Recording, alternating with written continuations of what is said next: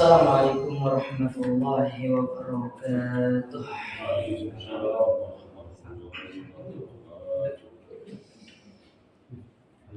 Innal hamdalillah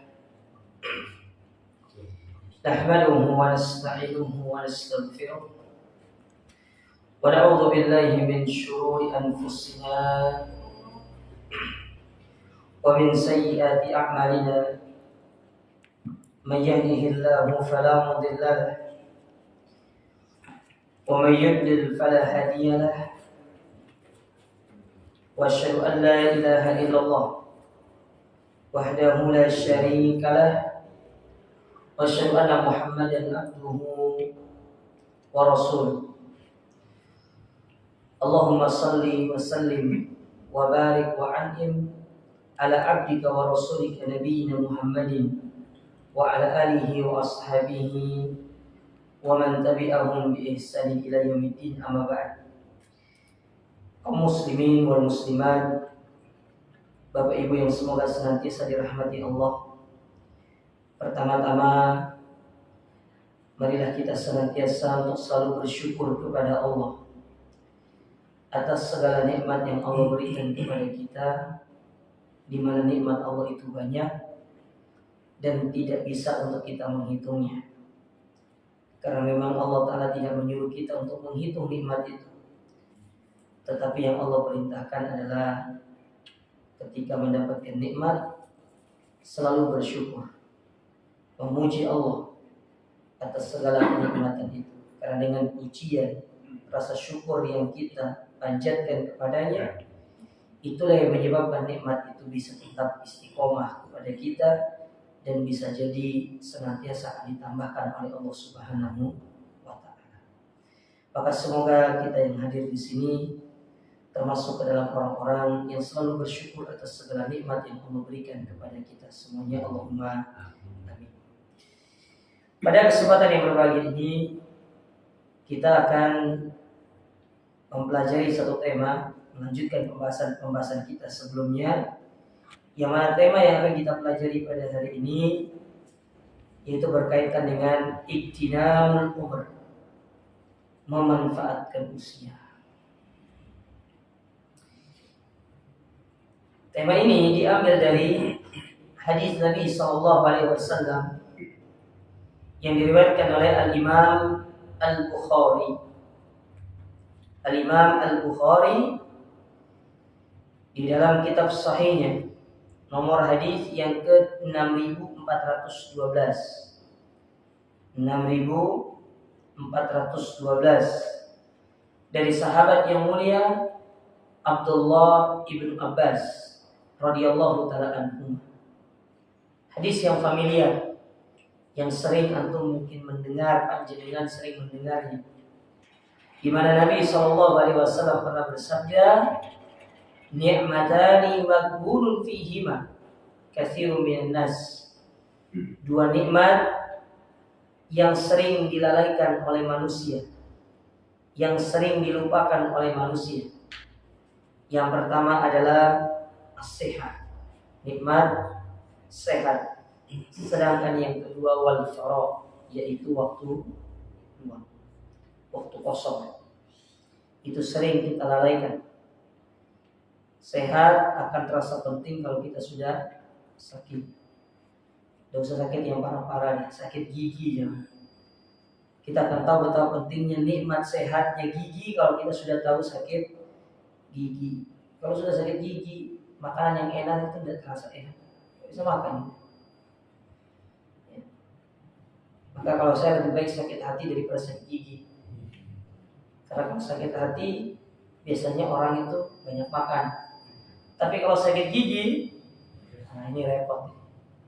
Kalau sudah sakit gigi, ini bisa tidak makan-makan. Ya.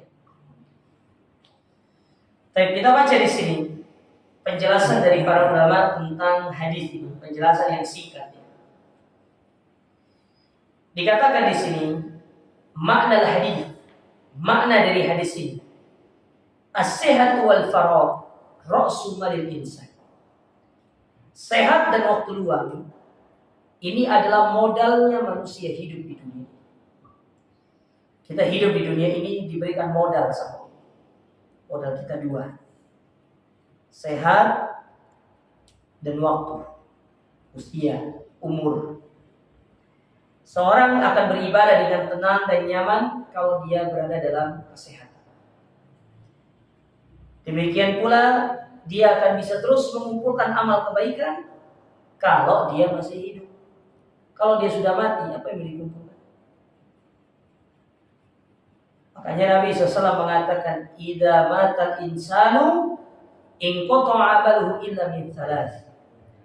Kalau manusia meninggal dunia, terputus seluruh amal kebaikan kecuali dari 3 hal. Kecuali dari 3 hal. Dan ini menunjukkan amal ibadah seseorang itu terputus. 3 hal ini pun kalau dia tidak memilikinya, dia tidak punya pahala lagi. Jadi 3 hal ini kata Nabi SAW. Yang pertama adalah ilmu yang diamalkan. Yang kedua sedekah jariah. Dan yang ketiga adalah anak yang soleh yang mendoakan dia. Kalau dia tidak memiliki ketiga hal ini semasa hidupnya, dia pun tidak akan bisa mendapatkan kebaikan lagi. Pahala pun tidak ada lagi. Sekarang dia punya harta, tapi dia tidak menggunakan harta itu untuk dia berinfak di jalan Allah. Dia memberikan kepada jalan-jalan yang itu akan menjadi pahala jariah. Maka tidak manfaat. Sudah. Tidak akan bermanfaat. Demikian dia punya anak. Dia punya anak banyak. 10 mungkin anaknya. Tapi nggak ada anak satupun dari anaknya menjadi anak yang soleh. Semua anaknya buruk. Bahkan tidak pernah mendoakan. Maka jadi pula anak tersebut perkara yang tidak baik. Apalagi nggak punya ilmu, tidak bisa ngajarin orang. Sudah. Nah, ketika kita masih hidup, di saat itulah kita mengumpulkan kebaikan. Kita mengumpulkan pahala-pahala yang banyak. Karena nanti di akhirat tidak ada yang tolong temannya juga. Jangankan itu teman, istri kita, anak kita tidak mau nolong kita. Tidak mau nolong kita. Bahkan mereka pun akan menjadikan kita sebagai tebusan, musuhnya. Kita digugat, dimintai pertanggungjawaban di hadapan Allah. Padahal dulu di dunia kita saling mencintai, kita bergandengan tangan, kemana-mana kita pergi bersama. Anak yang kita elu-elukan, yang kita banggakan, dia jadi orang besar di dunia, dari menjadi direktur apa segala macam, tahu-tahu jadi akhirat dia justru menjadi musuh.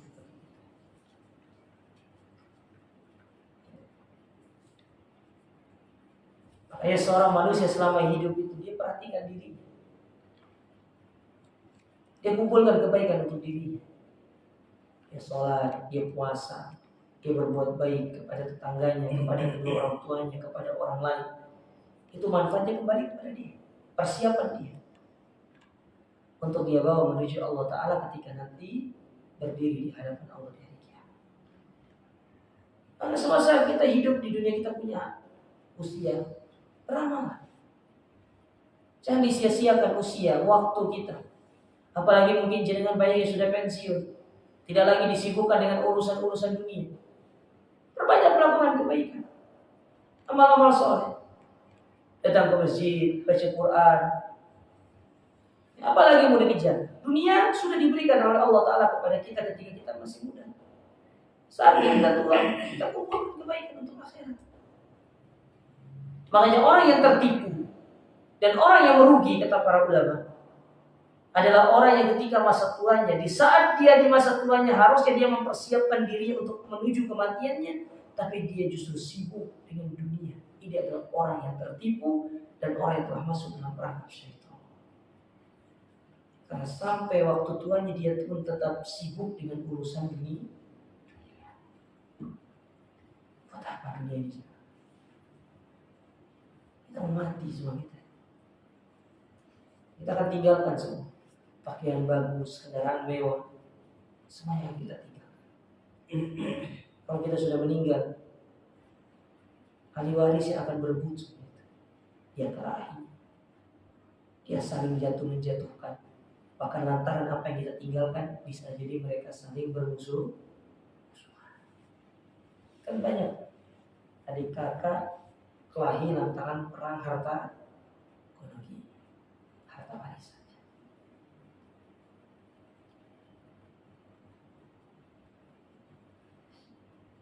Sudah bagikan, sudah di dunia bagi, kasihkan bagi.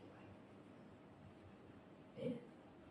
Sehingga nanti ketika kita sudah meninggal, warisan itu sudah nggak ada, tidak perlu lagi untuk dibagi, sudah kita bagi kok. Sudah kita kasih ketika kita masih hidup, ini untuk kamu, ini untuk kamu. Semasa hidup tidak berlaku, bukan tidak berlaku, tidak perlu kita memperhatikan laki-laki dapat 2 bagian dari 1 bagian wanita, karena sifatnya nanti pemberian. Kita hibah, kita hadiahkan kepada anak-anak kita.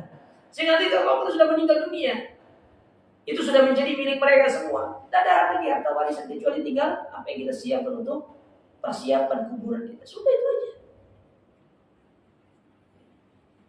Atau punya 2 rumah sudah, punya 2 anak, kamu yang ini, kamu yang ini sudah. Dan jangan lupa ambil bagian untuk diri kita. Jadi banyak tertipu. Semakin tua bukannya semakin taat, bukan semakin dekat sama Allah, tapi semakin sibuk dengan urusan-urusan bisnisnya. Telepon sana, telepon sini. Ya Allah, pasti ini sudah dikirim atau belum? Ya Allah, itu semennya. Gimana ini, gimana, mana invoice-nya?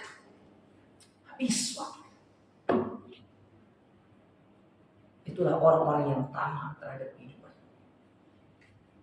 Habis waktu. Jadi kita diberikan 2 modal. Modal utama sehat. Modal yang kedua usia. Ingat, Allah bahasakan kita hidup di dunia ini, kita sedang berniaga dengan Allah. Dalam surat As-Saff, apa kata Allah? Ya ayyuhalladzina amanu hal adullukum ala tijaratin tunjikum min adzabin alim. Maukah kau tunjukkan kepada kalian, wahai orang-orang beriman, sebuah perniagaan yang kalian tidak akan pernah merugi di akhirat. Ibarat kata Allah sedang jual saham sama kita, kita mau beli itu. Tapi beli sahamnya bukan pakai uang. Terus pakai apa Ustaz? Allah sebutkan, tu'minuna billah. Tu'minuna billahi wa rasulihi wa tujahiduna fi sabilillahi bi amwalikum wa anfusikum. Dzalikum khairul lakum in kuntum ta'lamun. Engkau beriman kepada Allah, beriman kepada Rasulnya. Engkau berjihad di jalan Allah dengan harta, dengan jiwamu. Itulah yang terbaik untukmu kalau benar engkau mengetahui. Kalau benar-benar engkau paham, engkau pasti akan mengambil bagian dari hal tersebut. Tapi karena kita tidak ngerti perniagaan yang Allah berikan sama kita, kita beli dengan semua itu, kita tidak ngerti. Akhirnya kita lalaikan. Makanya banyak orang yang lalai, dia berniaga dengan Allah. Dia lebih suka berniaga dengan manusia, yang mana manusia itu potensi untuk menipu dia itu jangan sangat besar. Tapi Allah Ta'ala tidak mungkin menipu kita.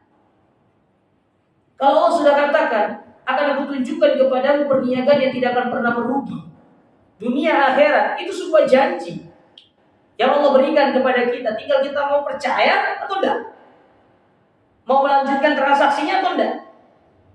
Kalau lanjut, Allah sebutkan cara bertransaksi dengan Allah. Berimanlah kepada Allah, bertauhid, tinggalkan syirik. Beriman kepada Rasul, ikuti sunnahnya, ikuti tuntunannya, dan berjihadlah engkau dengan harta dan jiwa. Itu cara untuk melanjutkan perniagaan. Setelah itu nanti Allah sebutkan pahala dan manfaat yang akan didapatkan. Dzalika khairul lakum in kuntum ta'lamun. Apa kata Allah setelah itu? Yaghfir lakum dzunubakum. Allah ampuni dosa-dosa kalian. Wa yudkhilukum jannatin tajri min tahtiha al-anhar. Allah masukkan dia ke dalam surga yang mengalir di bawahnya sungai. Subhanallah.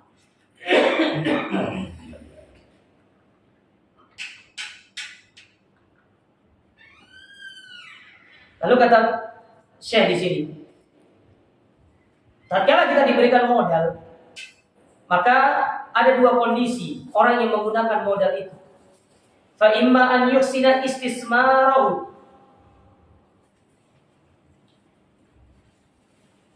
fayarbihu ma'as salamati ra'sil mal. Bisa jadi dia akan gunakan modal itu, mengembangkannya sehingga dia mendapatkan keuntungan. Bukan hanya modalnya kembali, tapi dia juga dapat untung. Kan gitu kan orang bisnis itu kan. Tidak hanya sekedar untuk bagaimana mengembalikan modal, gimana supaya dalam bisnis itu kita juga dapat keuntungan. Kalau sekedar antum bisnis supaya cuma balik modal, jangan ngapain untuk bisnis, capek habis waktu. Kalau tujuan bisnis itu adalah modal balik, dapat untung. Sehingga modal yang kita sudah keluarkan di awal tidak perlu kita keluarkan lagi, yang kita putar adalah keuntungan kita. Begitu. Kalau sekedar hanya bisnis itu balik modal tidak ada keuntungan, lelah, capek, waktu habis. Demikian pula hidup di dunia itu. Kalau sekedar hanya untuk supaya balik modal tidak ada keuntungan, rugi. Maka kita berupaya supaya kita dapatkan keuntungan dari modal yang kita keluarkan itu. Waktu tidak buang percuma, sehat tidak berlalu dengan percuma. Kita pakai dengan hal-hal yang terbaik. Atau yang kedua kata wa imma an yusi'a istimalahu fayakhsu ma'adiya iraqsil mal. Bisa jadi dia yang kedua, ternyata dia gunakan modal itu pada keburukan dan akhirnya dia menjadi orang yang sudah modalnya habis, bangkrut. Gak dapat apa-apa. Walau untung modal pun gak kembali.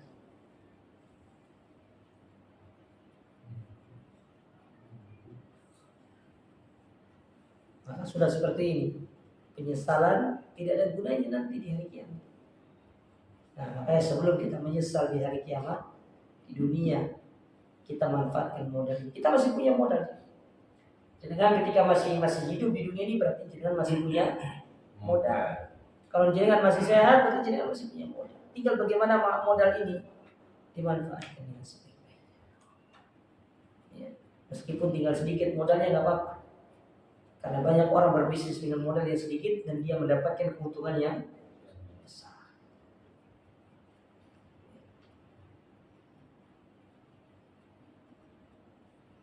Kemudian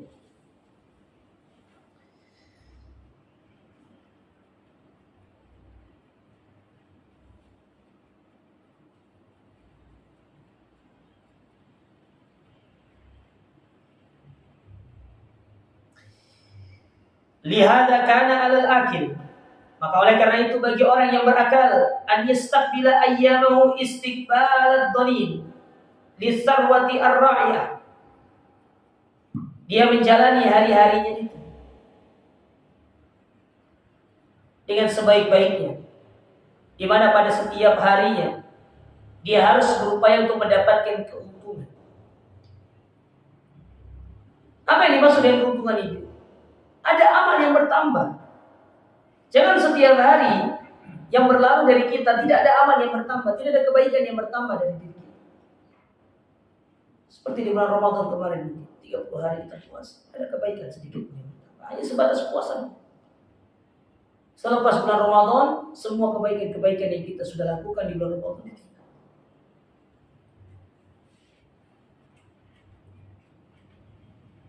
Padahal harapannya apa yang sudah kita kerjakan di bulan Ramadan itu akan terus bisa kita lakukan di luar bulan Ramadan. Di bulan Syawal, Dzulqa'dah, Dzulhijjah, Muharram, Safar sampai ketemu Ramadan berikutnya, kita tetap istiqomah di atas kebaikan kita.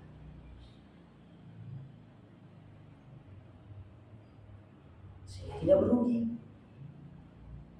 Bayangkan berapa Ramadan yang sudah kita lalui dan berapa Ramadan yang kita sudah rugi. Karena banyak kebaikan yang kita tinggalkan. Sementara Ramadan yang akan datang di tahun depan, kita juga belum tentu bertemu dengannya. Tidak ada yang menjamin apakah kita akan bertemu dengannya. Cuma kita lalai kebaikan. hari ini saja. Berapa kebaikan yang luput dari kita, yang tidak kita lakukan. Padahal banyak kebaikan yang bisa kita kerjakan. Sudah berapa banyak zikir yang kita tinggalkan. Sudah berapa banyak istighfar yang kita lalaikan hari ini. Padahal kita ini adalah hamba yang selalu berbuat dosa. Selalu berbuat dosa. Sementara Nabi SAW mengatakan apa? Tuba liman wajada fi sahifatihi istighfar katsir. Beruntung.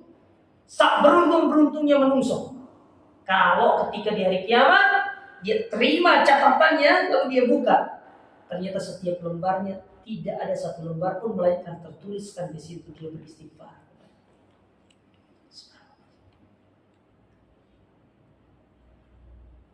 Bayangkan. Beruntung kata Nabi. Pertanyaannya sekarang, sudah berapa lembarnya kosong dari istighfar kita? Satu hari itu satu lembar. Sudah berapa lembar? Sementara kalau kita lihat perbuatan Nabi SAW beristighfar minimal 100 kali dalam sehari. Allah.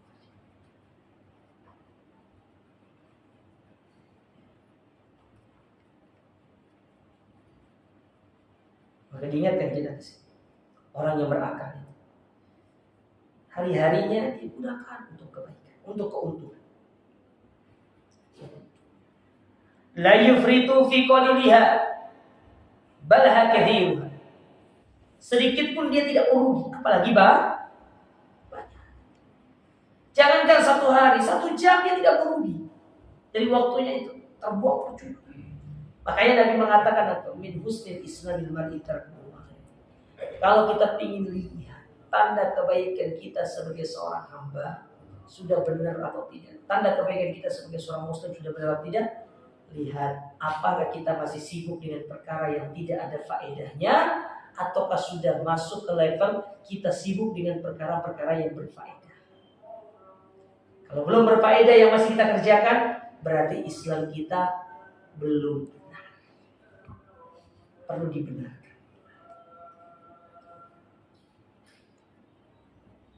Cara membenarkan Islam dengan ilmu. Belajar.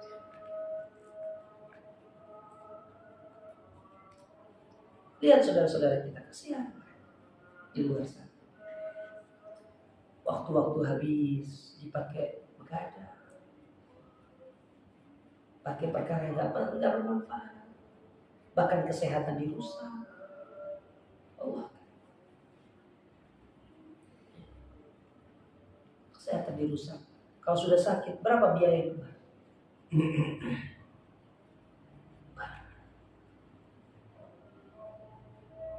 Dianggap dirinya sehat, tahu-tahunya sekalinya sakit kok, sakitnya lama.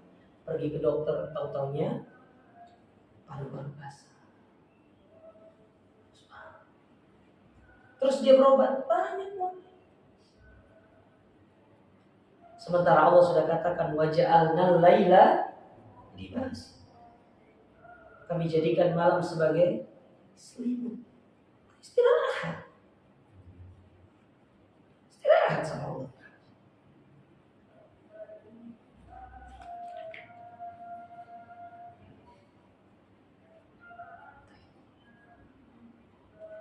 Kemudian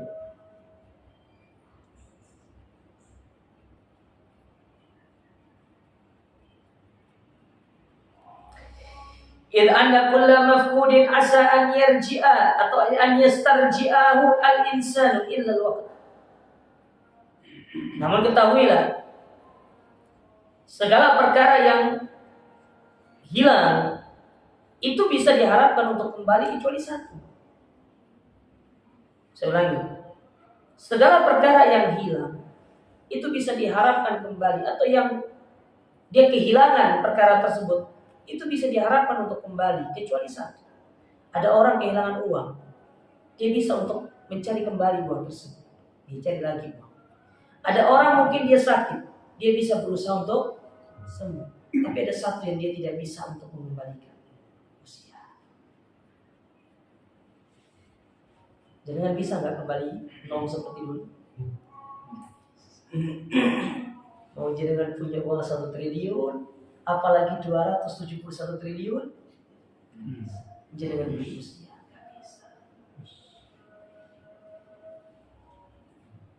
Tapi kalau orang punya uang, ingin sehat, dia bisa berobat ke luar negeri bisa, ya toh? Tapi usia nggak bisa. Jangankan beli setahun 2 tahun, 1 jam kita ingin beli usia kita.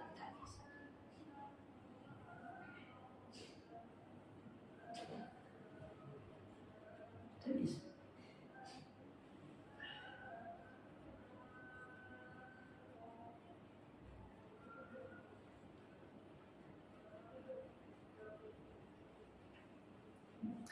Fahuwa in doa lam yata'allaq bi audatihi amla. Maka ketika hal tersebut hilang darinya, tidak bisa kembali selamanya. Tidak akan bisa kembali. Oleh karenanya ada sebuah petua dari Abdullah bin Mas'ud radhiyallahu taala anhu. Beliau pernah ngomong. Beliau itu menyampaikan ini ketika melihat matahari yang terbenam. Oh, bahasa orang-orang sunset. Kita kan kalau lihat matahari terbenam kan indah sih, Pak. Tapi kalau jenengan lagi di tol, lagi jalan naik mobil di tol pas matahari terbenam itu indah sekali. Bahkan banyak di antara kita tak bosan-bosannya mengucapkan Masya Allah, Masya Allah, Subhanallah. Apalagi kalau untuk melihat di pinggir pantai Surabaya, nggak ada pantainya, ada pergenjeran ya. Nah, itu. Kemudian kalau di pinggir pantai matahari terbenam, laut yang tadinya berwarna biru kemudian berubah menjadi merah karena sinar matahari yang begitu hangat sekali, karena dia mau tenggelam. Tapi tidak dengan Abdullah bin Mas'ud. Abdullah bin Mas'ud ketika melihat matahari terbenam, tenggelam, beliau pun bersedih. Lalu beliau mengatakan, "Ma nadimtu ala syai'in nadami ala yawm." Tidak ada sesuatu yang paling aku sesali dalam hidup kecuali 1 hari. Gharabat fihi syamsu. Terbenamnya matahari pada hari tersebut. Naqasa fihi ajal wa lam yazid fihi amal. Ketika matahari terbenam, maka berkuranglah usia, sedangkan amal ibadahku tidak bertambah. Itu penyesalan yang terbesar. Karena ketika dengan terbenamnya matahari, otomatis kita telah masuk ke hari yang berikutnya. Sedangkan hari yang sudah kita tinggalkan, dia tidak akan bisa kembali. Kayak contoh hari ini. Hari ini hari apa sudah? Hari Senin. Azan maghrib tadi sudah sebagai pembatas. Kita sudah keluar dari hari Ahad dan sekarang kita sudah masuk di hari Senin. Kita sudah di hari Senin kalau perhitungan kalender Islam. Tapi kalau kalender Masehi kan tunggu jam 12. Kalau kalender Islam, azan maghrib sudah menunjukkan kita masuk di hari yang baru, hari Senin. Sekarang kita sudah berhari Senin. Berarti hari Ahad, ya, hari Ahad tanggal 18 Syawal tadi itu sudah hilang. Sekarang sudah masuk tanggal 19 Syawal.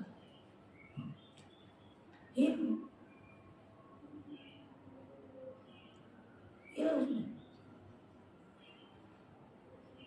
18 Syawal 1445 Hijriah itu hanya datang 1 kali dalam sepanjang sejarah kehidupan manusia, dan tidak akan ada lagi 18 Syawal 45 yang kedua, yang ada 46, 47, 48, 49 dan seterusnya. Pertanyaan, kita ketemu atau tidak? Tidak ada. Tidak ada. Maka manfaatkan modal yang Allah berikan kepada kita dengan sebaik-baiknya, agar Allah Subhanahu wa taala menjadikan kita orang-orang yang selamat dunia dan akhirat. Apa pelajaran yang bisa diambil dari hadis ini? Yang pertama, iktinabu waqtis sihha bitta'ah wa ma yuqarribu ila Allah azza wa jalla.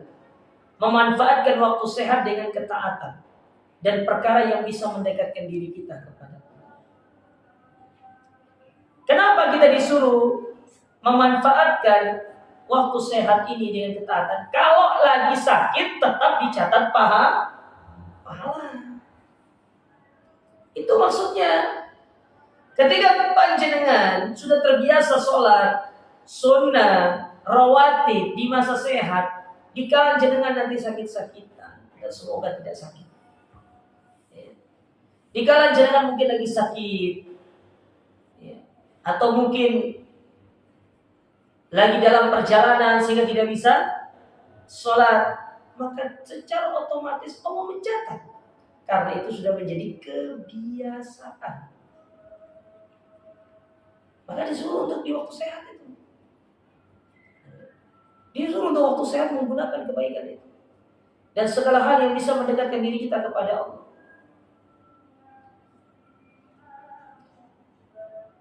Karena dengan kita menggunakan kesehatan ini pada ketaatan, kata Syekh, ini bagian daripada kita bersyukur atas nikmat yang Allah berikan kepada kita.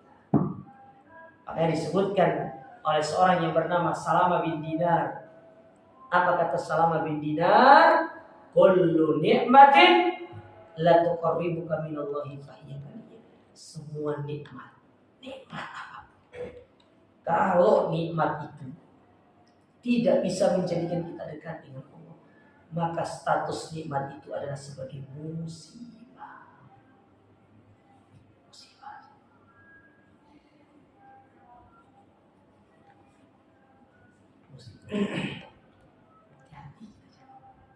Nikmat apa? Kalau tidak bisa mendekatkan diri kita kepada Allah, maka status nikmat itu menjadi apa?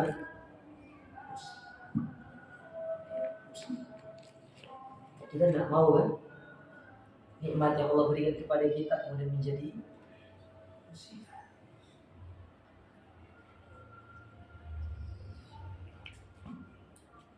Kemudian yang kedua, pelajaran yang bisa diambil dari hadis ini, al-hirsu ala istifadati min as-sihha wal farah, yaitu semangat memanfaatkan kesehatan dan waktu luang bitaqarrub ila Allah, dengan mengerjakan ketaatan kepada Allah, wa fi'lil khair qabla fawatiha, dan melakukan hal-hal yang baik sebelum keduanya hilang. Kalau orang sudah sakit, kemudian orang sudah meninggal, apa lagi yang bisa dikerjakan? Saya dulu pernah menjadi bahasanya pembimbing rohani di salah satu rumah sakit swasta, bukan swasta sih, punya BUMN itu hanya ya, rumah sakit di Perak ya, punya BUMN itu kan ya, karena punya PLD itu ya, ini kan BUMN. Saya pernah diminta untuk jadi pembimbing rohani kurang lebih hampir 6 bulan. Jadi saya tuh diminta masuk dari ruangan satu ke ruangan berikut, dari kelas paling bawah sampai ruang ICU. Sudah masuk semua. Antum tahu ya, ketika kita bimbing rohani, apa yang mereka minta? Ustaz, saya pengen sama, saya pengen ibadah. Saya tahu betapa pentingnya nikmat saya setelah saya sakit. Uang banyak habis. Sementara dulu ketika saya sehat, saya begini. Saya tobat. Doa minta kesembuhan, setelah keluar dari sini bertobatlah, beribadah. Subhanallah, ternyata namanya manusia itu ya, ada yang baik, ada yang buruk. Ada yang ketika dia sakit, dia benar-benar tulus. Ketika ketemu sama saya lagi, memang dia sudah berubah menjadi orang yang taat. Tapi ada pula yang ternyata hanya manis di bibir. Ketika dia sakit, Masya Allah ingin sembuh. Tapi ketika dia sehat, sami mawonnya. Ada seperti itu. Dan saya tidak lama.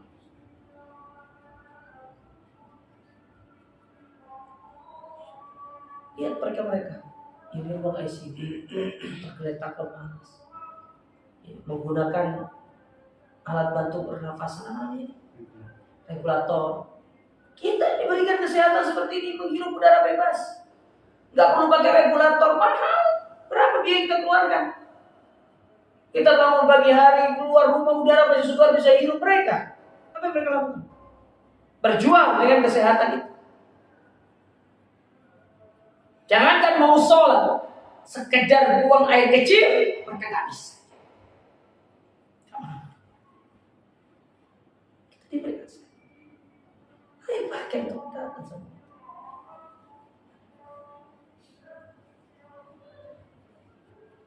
Bangun sholat sudah ke masjid. Kaki yang melangkah ke masjid ditanya sama Allah dirinya. Saksi di hadapan Allah. Tidak apa-apa sedikit tidur, tidak apa-apa di dunia. Tidak masalah. Karena memang kita di dunia itu harus capek lelah. Bukan tempat istirahat. Layaknya kita sering lelah mengejar dunia, maka ganti lelah mengejar akhirat. Ganti lelah mengejar akhirat. Apalagi di usia-usia panjenengan sekarang. Sudah ganti, tidak usah kejar dunia, kejar akhirat. Kalaupun masih aktif, niatkan untuk membeli akhirat. Itu cara.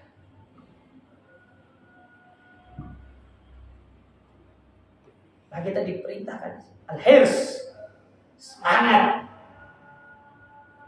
memanfaatkan usia, kesehatan untuk kebaikan. Dan jangan sampai ada kebaikan-kebaikan yang luput sebelum kedua hal ini dicabut.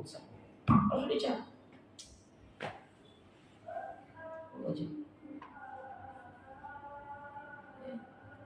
Coba lihat nas-nas Al-Quran. Betapa banyak nas Al-Quran yang menceritakan orang-orang yang datang kepada Allah minta agar usianya di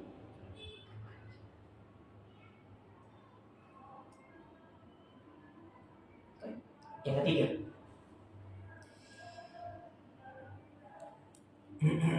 Tashbihul mukallaf bitajir. Pelajaran yang bisa diambil dari hadis ini yaitu memperumpamakan orang yang telah mukallaf. Mukallaf itu yang sudah dibebani dengan syariat, dengan seorang tajir pedagang.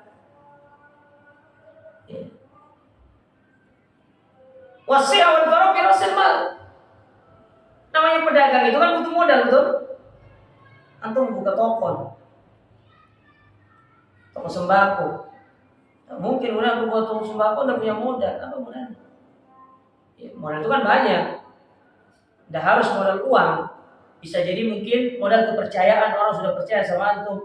Akhirnya dia datang sama antum, sudah Anda titipkan barang-barang. Bisa jadi seperti itu. Jadi intinya punya modal. Nah, Allah berikan kita modal, kita berniaga di dunia ini. Tapi bukan uang. Modalnya adalah sehat dan usia. Itu modalnya. Faman aksara istihdama rasimali nala ribh. Dan orang yang pandai memanfaatkan modalnya, dia pasti untung. Jujur. Orang kalau jual, misalnya kayak dagang, kalau jualan, dia pandai memutar modalnya, ditambah dengan dia jujur, bertakwa sama Allah. Untung atau tidak? Ya untung. Wa man dhayyahu khasira wa nadima. Tapi kalau dia sudah menyia-nyiakan modalnya, apa yang terjadi? Rugi. Nyesel. Nah, kita tidak ingin seperti itu toh. Pakai modal yang sebaik. Dan kita yang hadir di sini modalnya berbeda-beda. Meskipun ada yang lebih sedikit modalnya, bukan berarti dia untungnya lebih sedikit, tapi bisa jadi dia lebih banyak karena dia pandai dalam berniaga. Tergantung pandai-pandainya kita berniaga. Itu yang menentukan. Yang keempat, terakhir, bacaan dari hadis ini, bayan khirsil islami al waqti li annahu hayat, yaitu penjelasan atau keterangan bagaimana Islam menyuruh kita memaksimalkan waktu karena waktu itu kehidupan. Artinya kalau orang habis waktunya berarti sudah habis kehidupan. Habis itu. Usianya habis.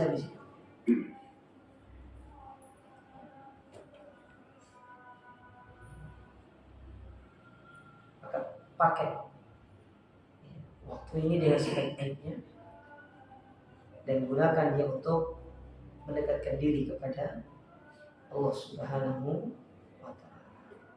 Inilah jamaah sekalian 4 pelajaran yang bisa kita ambil dari hadis yang diriwayatkan oleh Abdullah ibnu Abbas yang berkaitan dengan